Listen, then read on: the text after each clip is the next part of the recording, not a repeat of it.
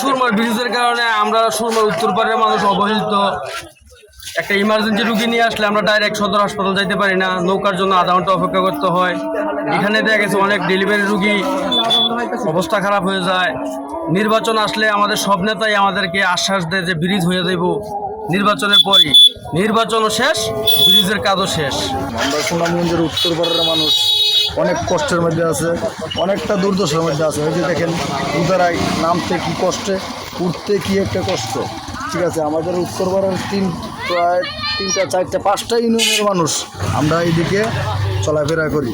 এইদিকে ব্রিজ না থাকায় আমরা অনেকটা কষ্টের মাঝে আছি, মানুষ অনেকটা বিভ্রান্তির মধ্যে আছে, অনেক কষ্ট। যেমন একটা গাড়ি ঘুরে আসলে অনেকটা কষ্ট হয়, ভোগান্তি, আমরা অনেকটা ভোগান্তির মধ্যে আছি।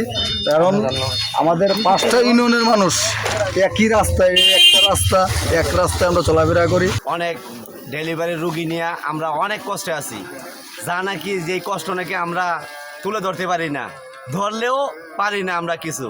আমাদের এমপি মন্ত্রী মিনিস্টার অনেকই হয়, কিন্তু তাদের কাছে গেলে এইবার না এইবার, সেইবার না সেইবার, 5বার 7বার 8বার গেলই গেল, কত এমপি গেল, কিন্তু আমাদের এই ব্রিজ আর রইল না। কতবারই দাগ নিয়ে গেল, ওই দিক দিয়ে নেওয়াতে গেল দাগ, কিন্তু আমরা আর পাই না কিছু। এই কইতে পারি আমরা, খালি কই যে গেলাম, কিন্তু কিছুই পাইলাম না। আচ্ছা যাই হোক, আমরা এখন যেহেতু আইছেন, আমরা দেখে গেছেন আমাদের যে আমরা কি কষ্টে আছি, কি হাল অবস্থায় আছি। দেখেন, মহিলা মানুষ ঠিকঠাকভাবে পার হইতে পারে না, ঠিকঠাকভাবে সময় মতন আমরা ডেলিভারি রুগী নিয়ে হসপিটাল যাইতে পারি না। অনেক বড় একটা ভোগান্তিতে আমরা পড়ে আছি। সময়ে দেখা গেছে যে একটা ইমার্জেন্সি রুগী আইলো, নিতে পারি না, এইখানেই খতম, শেষ। আমাদের আর কি কি আর বলার আছে ভাই? আমাদের একটাই দাবি, ব্রিজ চাই আমরা। সুনামগঞ্জের হালুয়ারঘাট ও দারারগাঁও সেতুটি অত্যন্ত খুবই গুরুত্বপূর্ণ।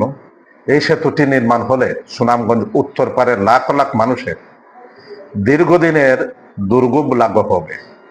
সেই সাথে এলাকার ব্যবসা, কৃষি, পর্যটন বিকশিত হবে। আমি জাতীয় সংসদে এই গুরুত্বপূর্ণ দৃষ্টি নিয়ে নির্মাণের জন্য কথা বলেছি।